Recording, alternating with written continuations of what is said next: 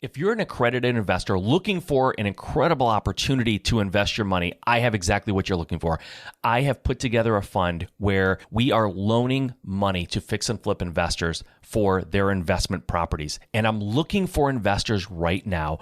We provide steady income for our investors. We are focused on capital preservation. We have minimum target of returns that we plan on giving back to our investors. And this opportunity is incredible.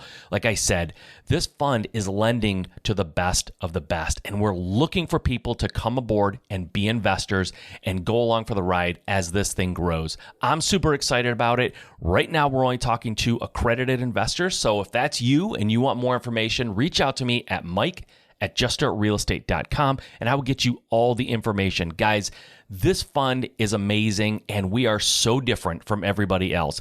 And one of the biggest differences, we don't just lend money to anybody. Anybody who comes along with an application doesn't get money from us. You have to have a track record. We have to know that your business is strong and healthy. And that's who we lend to, because our commitment to our investors is that we will protect their money and we will give them consistent, reliable returns.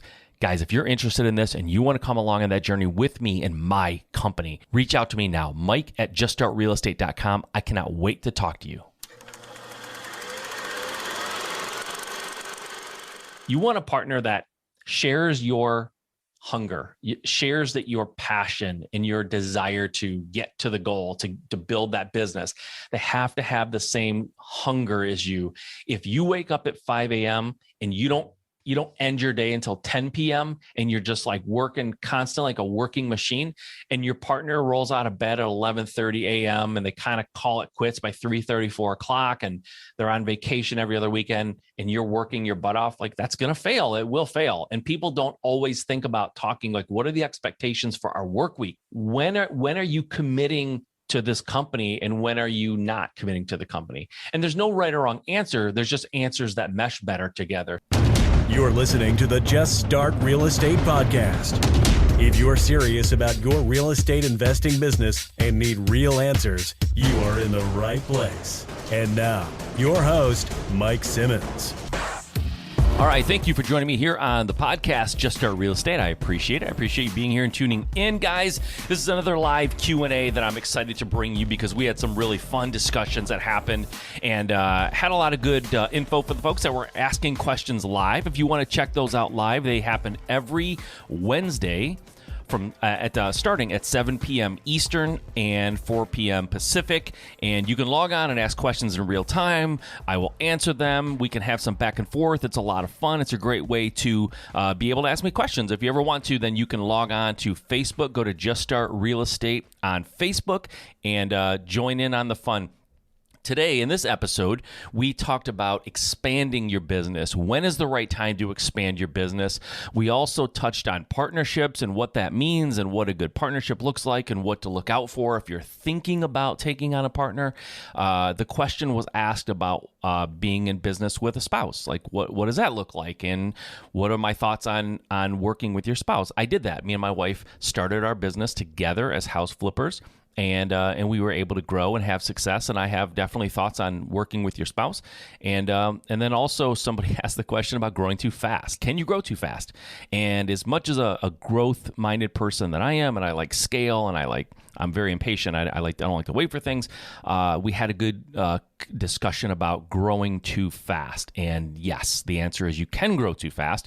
But check out the rest of that answer because I think it applies to a lot of people who are trying to grow and they're wondering what that looks like if you go too fast. So, guys, without any further ado, I'm going to jump right into today's Q&A. I give you me on Wednesdays at 7 p.m. Eastern Q&A. Here we go, guys. Okay, guys, we are back for another live Q&A. I'm excited to do this. I love doing this every week. I've gotten more and more excited about it as the weeks have gone on. I'll be honest, the first couple of times I did it, I was a little bit nervous. Wasn't sure what to expect. I really hadn't done a lot of live stuff. So doing this live has been a lot of fun. Here, I'm just pulling it up so I'll be able to see your comments. Doing this live has been a ton of fun. And we are here every week on Wednesdays at 7 p.m. Eastern time, 4 p.m. Pacific time. And you guys have been sending in questions, which is awesome. I really appreciate that. We also get questions in the chat here during the live Q&A that we do. So definitely throw your questions in the comments if you have them. Otherwise, I am going to work on some of the questions that I get during the week. Last night, just if you don't know, if you weren't there, I did a live webinar actually talking about my new program, which is the Business Fast Track Blueprint. And it was a lot of fun. We answered a ton of questions at the end that people had. There was a Q&A, but there was also a portion where I kind of talked about my background and why I know that this program is really going to change some lives. It's really going to help people get their business going, get it started. And if it's already started and you're just kind of not getting traction, you're hitting your head against a wall, you just can't seem to make it work the way that you think it should, I want to help you get in there, diagnose the problem, and let's get it fixed and move forward. There is still time in this year. I know a lot of us make New Year's resolutions in January, and there's still time this year to achieve the goals that you set, even if you're behind. Let's get in there. Let's get this started. Let's get your business off the ground, and let's do it the right way, because I've seen tons of businesses fail in their first year, 2 years, 3 years. We all know it. We've heard the statistics. Most businesses fail within the first couple of years. First 3 to 5 years, like the vast majority of businesses just don't work. And it's not because they don't have a good idea in the beginning. It's not because they don't have passion. It's because they're missing the components that actually makes a business successful. There's fundamentals to it, and it spans all industries. It's not just real estate, but real estate is no exception. Just being excited about flipping a house or wholesaling or buying rentals, just that initial excitement isn't enough. It's not enough to sustain you. And most people go out there and just start doing stuff, and they make a ton of mistakes, and they get discouraged, or they lose money, and then that's the end of it. So I have developed a program that's designed to get you either started off on the right track toward making money and reach those goals, or take a business that you've already started and let's get it in shape. Let's work out the kinks. Let's figure out what's going wrong and get you on the right track to being profitable and scaling, if that's your goal. Okay. So that's what I did last night. I had that Q&A. It's on this page. You can watch it, and you can watch the replay of it. I think there's a lot of valuable stuff there to check out, but that's not what we're here for tonight. Tonight, we're here for the Wednesday pure Q&A. This isn't me presenting to you. This is me coming on and just answering questions that you guys send to me. So let's do that. Let's dive in and get it done. Don't forget to put the questions in the comments if you have more questions or follow-up questions or anything. But I'm going to get started and move forward with the questions that were sent in. The first one: how do you know when the time is right to expand your business? Okay, it's a good question. It's an interesting question, because I've talked to a lot of people who have expanded their business and it didn't work out very well. The time to expand your business is really when you're, they say nail it and scale it. So once you've nailed the model, once you really understand how to do what you want to do on a small scale, then it's just a matter of scaling that up, right? So that nail it and scale it philosophy, although it's pretty basic, it's actually pretty good. It's pretty truthful. The thing is, here's what you really have to think about. Is when you're scaling your business, or when you're trying to grow and expand your business, and expand and grow could be two different things, by the way. Expand could be more of a, horizontal shift where you're going into different industries, or you're taking your business into different places that it's never been. Or expand could be just grow what you're already doing, right? I'm going to focus on the growth part of it, because I'm thinking that that's what they meant by expand. So when you go to grow your business, one thing you have to think about is, do you really want to grow? Because growing your business usually means there's going to be more hassle, for lack of a better word. Okay. You're going to have to hire more people. You're going to have to manage more people. There's going to be more layers of management and more layers of things that have to get done, and people doing them, which is totally fine. That's just part of expanding a business and growing. It's part of it. But I've seen too many people who are growing their business because other people around them are growing their business, and they just think that's what I have to do. So my point here is, it's right. It's right to do it when you want to do it. When you want to expand, assuming you've started a business, you've got a nice little model, you've got some systems and processes in place, and things are humming along, and it's getting kind of easy, and you're just sort of like you're in this zone where it's fairly effortless to do what you're doing, and you can either kind of let it go in that on that level and just sort of stay there and put it a little bit neutral and just sort of stay there and don't scale, or you can make the decision to scale up. Scaling up usually means increased investments in your people, in your equipment, in your technology, in your marketing. Almost certainly it's increased marketing dollars. So if you have a business right now, and let's just say for the sake of argument, it's a $1 million a year business. Okay. Let's just say, for example, it's $1 million in profits business, and you've got it dialed in. You've got a person or two working for you. It's going really, really well. Everyone gets what they're supposed to do. Everyone gets along, and you're just kind of humming along, and you're happy. You're paying bills. You're going on vacation. It's low stress, and that's great. If you're in that position, think long and hard of whether or not you want to go from 1 million to 5 million to 10 million, because your business changes when you go from 1 to 5 to 10 to 25 to 50 to 100. Like, your business is going to change at every step of the way. You can't run it exactly like you're running it now in most cases. So think about, if you're in a good place and you're making good money and you're happy, do you really want to scale? Because I've watched lots of people try to scale because they're trying to keep up with everybody else. They're trying to do what everyone else is doing, and it doesn't go well. And ultimately their business starts falling apart and crumbling. They become unhappy. They start working too many hours. They're, fighting with their spouse. The people that they're bringing in to scale are not meshing well with the crew. Like, just be careful. You want to do that. Now, if you got a little business with some good systems and processes, and you've had it in your mind that you want to grow from day one, that you want to be more than $1 million profit business, and you've started putting processes and systems in place that are scalable, and that's something I definitely teach in the program that I just created. If you're going to build a business and from day one that you want to be a $10 million business, you can't put systems and processes in place that's designed to run a $1 million business. You have to start putting systems and processes in place that will allow you to scale. I tell people in my organization, all of my organizations actually, all the time, if a solution to a problem or if a process that we're going to start following, if we can't do it at 10x or at 5x, if we can't do it, if we scale up, if it just doesn't work at scale, then it's a bad system. And most people put systems in place in their business that work for the size business that they are right now. So every time they go to another level with scale, their systems and processes start falling apart. So you have to know that your systems and processes can handle scale, and then make sure that you really want that. Make sure that you want all of the responsibilities and the challenges that come along with scaling your business. But if you do have the systems and processes and you do want to take on those challenges because you want that bigger business, then the time is now. Like, don't wait. There's nothing to wait for, in my opinion. Don't wait for the market. Don't wait for the next president. Don't wait for yourself. Don't wait till you're older. Like, I've heard every excuse. I've heard people tell me that they don't want to start their business or scale it to something more than something very, very small because they think they're too young to be taken seriously. Like, seriously, I've heard that excuse. Like, I'm too young. No one's going to take me seriously. Maybe when I'm in my 30s or 40s, then I'll really try to scale this thing up so people will listen to me. That's not the right reason to not scale. It's not the reason to scale, right?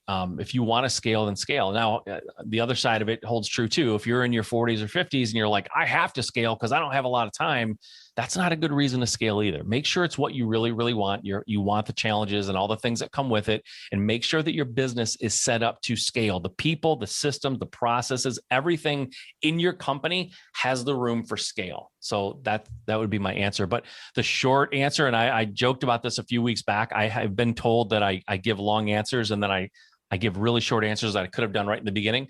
Well, here you go. Here's the short answer. If you want to expand. Like, now's the time. Now's the time. Don't wait for some future date or some future event. Now is the time. There's always going to be a reason not to do something. So if that's the case, then now's the time. Okay. What are your thoughts on going into business with a partner?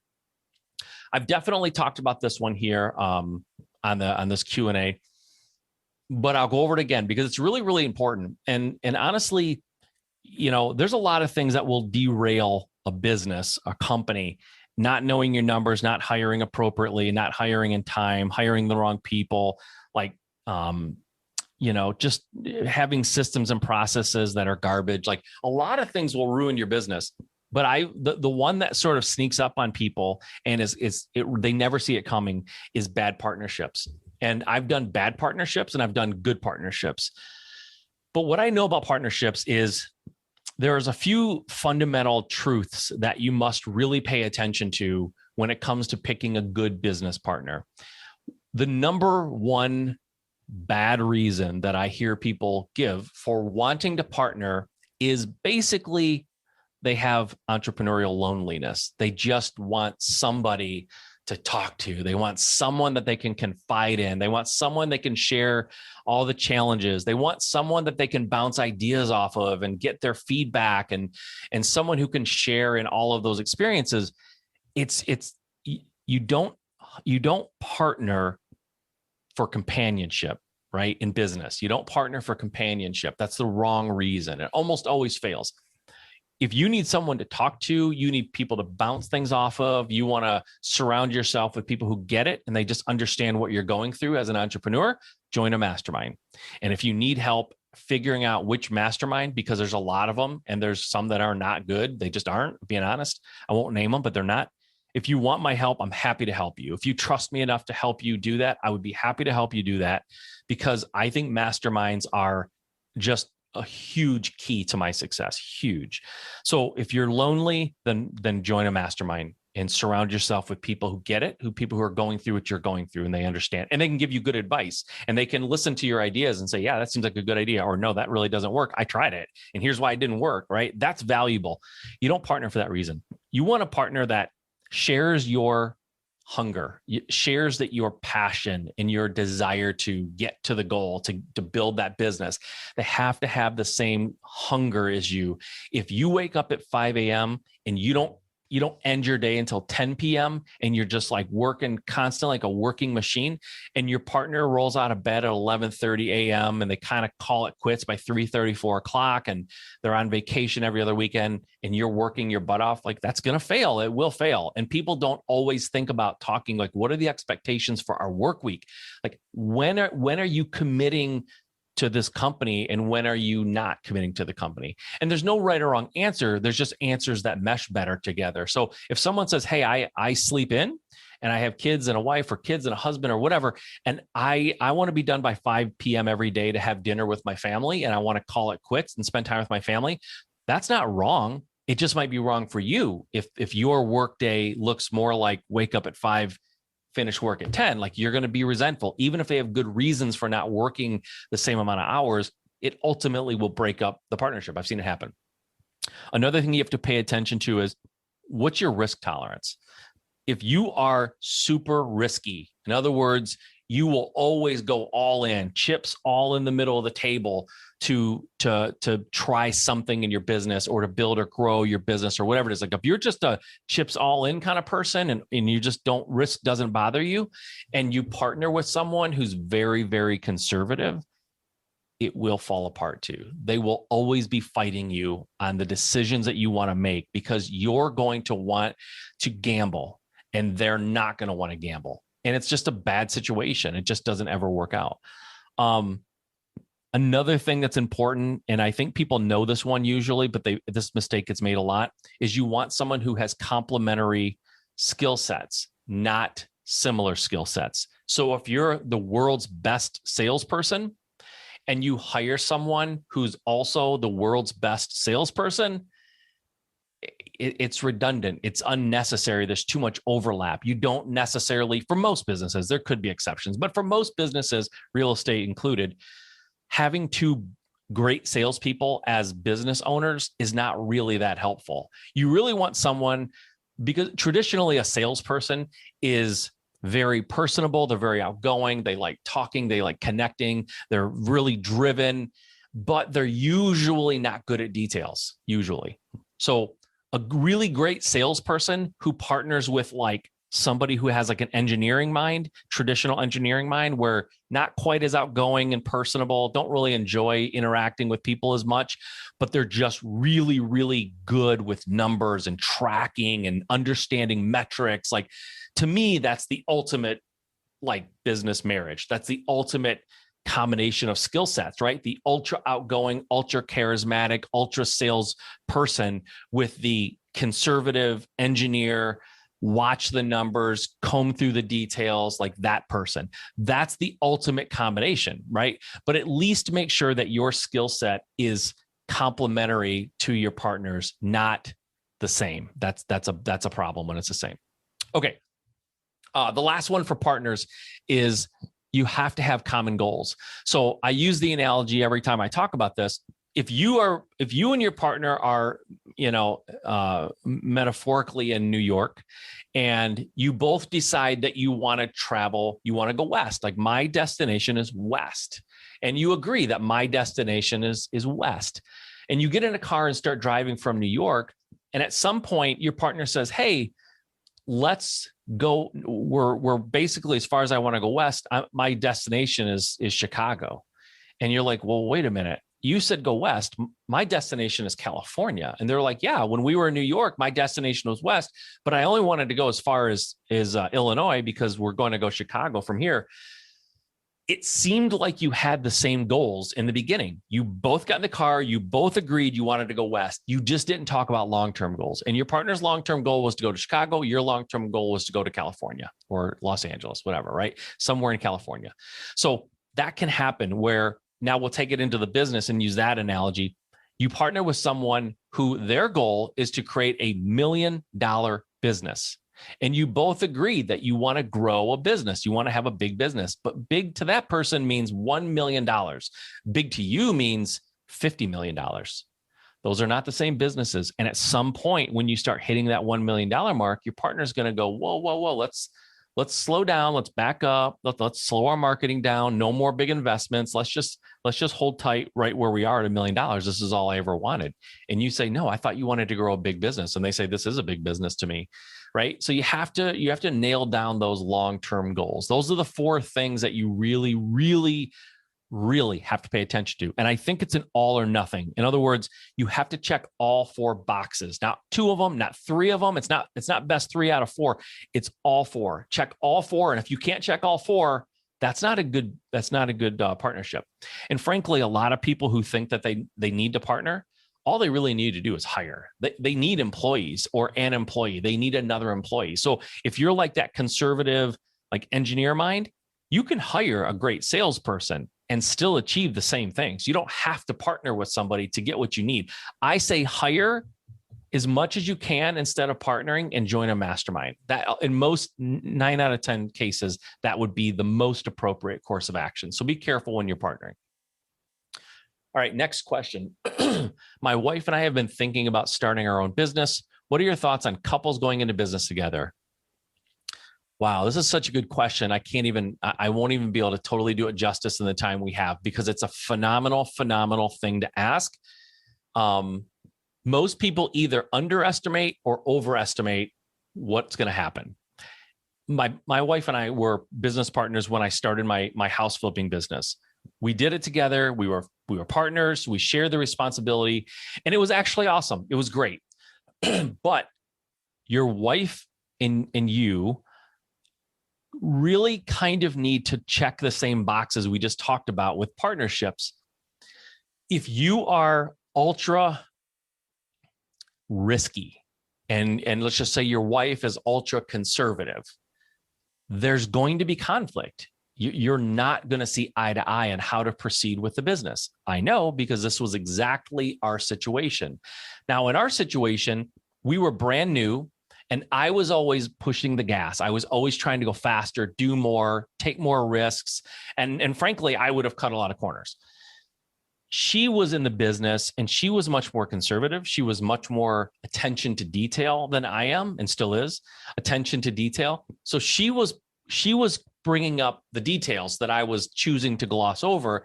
And when I would say, "Let's go get another house, let's go get 2 more houses, let's go get 4 more houses," she would say, "Hold on now, let's work on what we have. Let's do a good job here. Let's finish this and we'll move on to the next one." There's nothing wrong with either approach. It's just we didn't see eye to eye. And eventually the risks and some of the things that happened and the challenges that we faced, and frankly lost money on a deal pretty badly, it really ruined her her desire to be in the business. It was just too stressful for her. And so she just said, listen, at one point she said, after a few years, I just don't want to do this anymore. Like, it stresses me out. I'm not sleeping well. And we were both working full-time at the time, both full-time jobs. And she's like, this is affecting my work. It's just, I'm not happy doing it. I don't love it. You clearly love it. And I think you're good at it. I think you'll be fine. You don't need me. Just go do it. Be successful. I love you. I trust you. Just don't tell me all the challenging things that happen. Don't stress me out with the details that are happening, things that are, going right and wrong in the business. Just leave me out of that part. I trust you. Like, you have my full support. And so that was great. I actually started off, she probably kept me out of a little bit of hot water early on. I got to learn some stuff before I went out on my own. And then it was all gas, no break. And my business did grow fast because I took a lot of risk, and the risks paid off. They were calculated risks, right? I like taking calculated strategic risks, but I take big risks. But I usually know that I have a better than average chance of winning. So that's what I did. And I started taking bigger risks. And for me, one of the bigger risks was I started dumping a lot of money into marketing. I wanted the phone to ring. I wanted to really ramp up my marketing because I knew more at bats meant more hits, and more hits meant more money. And so that's exactly what I did. And I made mistakes along the way too. Don't get me wrong, but we weren't matched up well with risk tolerance. Now, long-term goals, we were matched up pretty good. Work ethic, we were matched pretty good. We were both working pretty hard at it. We had the same, all the same ideas of how we wanted to run the business. It's just, she was a little bit more conservative. So when you're going into business with your wife or husband, I think that that's a really, really powerful thing. But I'll tell you what, if they're not actively in the business with you, okay, if they're not like actually, they don't have a role or a job inside of the business, at least if they support it, and they say that, I fully support what you're doing. I'm behind you. I trust you. That is critical. Like, that is so much better than the alternative. And I've met, unfortunately, a lot of people who have a spouse who are not supportive of what they're trying to do in their business. And it really eats away at the business from the inside. It really makes it hard to excel at a high level and succeed at a high level when your spouse is against what you're doing. They don't want you to do it, or they're just giving you nothing but grief about it. So going into business and starting a business with your husband or wife is phenomenal. And if you can figure out a way to separate the roles, and you should separate the roles. Don't have overlapping where, hey, everyone's responsible for everything, because when everyone's responsible for everything, nobody's responsible for anything. Remember that, whether it's your wife or your business partner, whatever. But when it comes to you and your wife, separate the roles, give people clear responsibilities and what they're responsible for. And I think it can be phenomenal. It could be absolutely great. I've seen so many great husband and wife teams that are just crushing it, and they're both in the business and it works out really, really great. But even if you try it and it doesn't work out as well as you would have hoped, or one of you, ultimately it's not for you, like it was in my case, at least if the person who decides they don't want to be in the business still completely supports your dreams, supports what you're doing, it stands behind you, believes in you, trusts you, that is so, so critical. I would say it is next to impossible to have the kind of success that people always want to have with a spouse that is fighting it every step of the way. It's horrible. And sometimes spouses fight it. And I'm speaking from what I've seen. This isn't theory. Sometimes spouses fight it because the person in the business doesn't talk to them, doesn't tell them what's going on. Like they kind of keep it from them. And sometimes they're trying to protect them. Maybe sometimes they're trying to be secretive. Maybe sometimes, they're spending money in a way that they know their spouse wouldn't like it. I mean, that's all obviously really, really bad stuff for marriages. But if you don't have a spouse that's in it with you, at least share with them what's happening. Keep them in the loop with what's happening as much as they want to be. Because I think that if they can share in that and understand what's happening in your business, they can share in the ups with you and the success that you're going to have. But don't keep it from them. Don't make it this negative point, and don't just not tell them. Like I asked somebody one time, what does your husband think about your real estate investing business? And she said, I don't know. And I said, what do you mean you don't know what he thinks? We don't talk about it. He never asks. I never tell him about it. It's like, wow. That's a train heading for a brick wall. Like that's going to go poorly at some point. It just will. I think it will. So bring them along for the ride, get them involved if they want to be involved. If they want to be just a little bit involved, just let them be a little bit involved. Don't force them into it more than they want to be, because it'll just create resentment. But treat that spouse partnership, kind of treat it similar to a normal partnership. Like, understand your strengths and weaknesses, make sure they complement each other, put people in roles that support their skills. I was good at negotiating. I was good at timelines and budgets and dealing with contractors. She had no experience in that and didn't really like it, because dealing with contractors by its nature sometimes can be a little confrontational at times, or at least uncomfortable. That wasn't her deal, but she was really, really detailed. So she would go to closings. She would secure all the insurance. She would make sure all the paperwork was right. She would make sure that everything we were doing was, all our T's were crossed and I's were dotted, which is huge, because I am not good at that. I will 100% screw up paperwork. I won't notice mistakes. Like, I'm not good at that kind of stuff. And she was really good at design. She would come in and look at what we're doing and really design the houses. So we had good separation of roles. But when she wanted out, I didn't argue and say, no, you need to do this. Like, you're not supporting me. I said, that's awesome. I'll do it. I can do it. I just want your support. And she gave me that. So that's my super long-winded. I don't have a short answer. I do have a short answer. It's awesome. Get them involved. Make sure that they're on board. All right. I'm afraid of growing. Okay. Last question that I can see. I don't know. We'll see if there's any more. I got somebody behind the scenes helping me here, so she can let me know if there's any more. I think this is the last one. Okay. Here, last question. I'm afraid of growing too fast. Is that crazy? Is it possible to grow too fast? Okay, here's the short answer. It is 100% possible to grow too fast. Do not think that fast growth is good growth always. A lot of times fast growth is bad growth.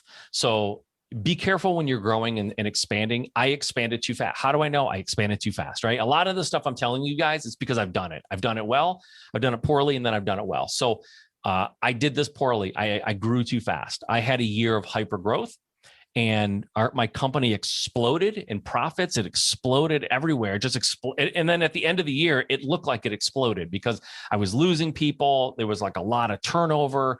I wasn't a good manager. I wasn't treating people the way you should treat people. I wasn't trying to treat them poorly, but I was treating them the way that I feel like I work the best. And that's not how everybody works the best. So it was like our growth exploded, our revenue exploded, our profits exploded, and then our business sort of crumbled because we were building it too fast. We didn't have a good foundation. And the one thing that I've learned over the years from watching what I did, watching what other people do, and then also having examples of people who have thriving, healthy, growing businesses is there is something to the way that you grow it and the way that you start it in the beginning, the foundation and the mindset and the systems and the people and the processes and the numbers that you're tracking. All that stuff in the beginning will help you be successful as you grow. So I've seen houses that were in good condition, except the foundation was crumbling and it was sinking and the walls were bowed in. And it was like the house had to be condemned, not because the house above ground was so bad. It was because beneath the ground, the foundation was garbage. It was just crumbling. It was horrible. It was poorly done. It was done before there were a lot of regulations. And so the house had to be condemned. Businesses are the same way. I've seen businesses that look on the outside successful. They look like it's all going well. And then for various reasons, they don't know their numbers. They didn't build a good foundation. They don't have good systems. They don't have good people. They don't treat their people right. They don't have a vision for what's happening next in their business. They're not planning ahead. Like all these things, the business crumbles. Even though it looks like it's growing, it's successful, you might even admire it. But when you understand what's happening under the hood and when it ultimately goes out of business, people scratch their head and go, I can't believe that company's out of business. Well, it's out of business because they were doing so many things wrong along the way. They weren't built for growth. They had a bad foundation, whatever it is, treated their people bad, all these things. That makes a difference. That's why I put together my program. That's why I have a program that I've put together through years of research, by the way, of what works and what doesn't work. I've seen it. I've done it wrong. I've done it right. I've taught people who I've watched do it poorly. I've taught people who I've watched do it right, and they go on to make 7- and 8-figure businesses. It can absolutely happen, but there are fundamental truths. There are fundamental processes and systems and things that you have to know when you're building your business for it to be successful. And that's what I'm trying to help people with. That's my crusade. All right, guys, that's all the questions that I have for tonight. I'm going to end it here. This will be on replay. You'll be able to come and check it out. So if you're not watching it live, then you can always come back on a Wednesday at 7 p.m. Eastern Time, 4 p.m. Pacific. I will be here to answer all of these questions and more. Keep sending them through the week. I know not everyone can get on here live. I get that. So if you send them to me, they eventually get to me and we get them up here and get them answered for you. All right, guys. I hope that you enjoyed this. Again, go if you want to hear about the program, if you want to find out more about my program, go to Business Fast Track Blueprint. There's a link down right now in the chat. Go click on that, check it out. I want to see you on the inside. It starts next week. Now's the time before it's too late. All right, guys, have a good night. We'll talk to you next time. All right, I hope you enjoyed that. Remember, I do these Q&As live on Facebook on Wednesdays at 7 p.m. Eastern, 4 p.m. Pacific. I hope you enjoyed this. Tune in next week for another installment of live Q&As answering your questions. Okay, until next time.